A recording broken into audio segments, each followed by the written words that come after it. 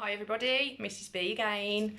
I'm going to show you a game now using the toilet roll tubes for Phonics Skittles. So here you can see with the toilet rolls I've simply just used a marker pen and I've written on some of the phase 5 sounds. Now on the tubes you could write just a selection of new sounds that your child's learning. You could write a selection of sounds that they are stuck with, that they're constantly getting wrong or mixed up. The other thing you could do, and just adding some crafting in there, is you could paint the tubes with them, make them look really pretty and decorate them. So here we have our Phonics Skittles laid out. You could make more if you wanted, just whatever you feel. And we are going to then roll a ball towards the Skittles to see how many we can roll over. Now, we haven't got a ball in our house, a small ball to roll, because our girls are a bit older now, they're not into garden games so much.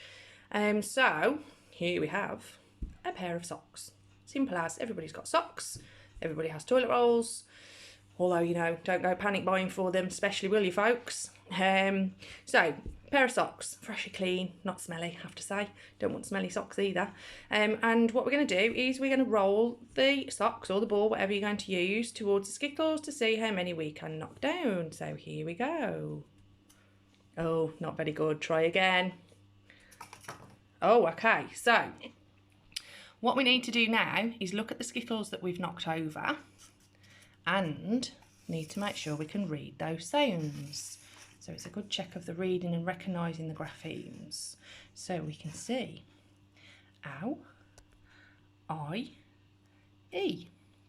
Now if your child picks up those and doesn't recognise them and they're not the correct sound, then they have to stand them back up and they only get a point for each skittle that they recognise. So you can make it again into quite a fun game where you have a score so you could play against each other.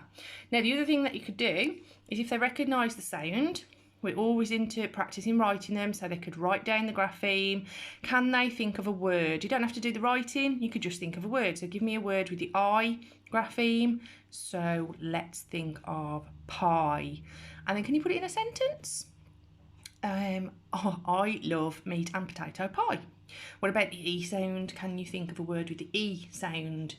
Tea, cup of tea.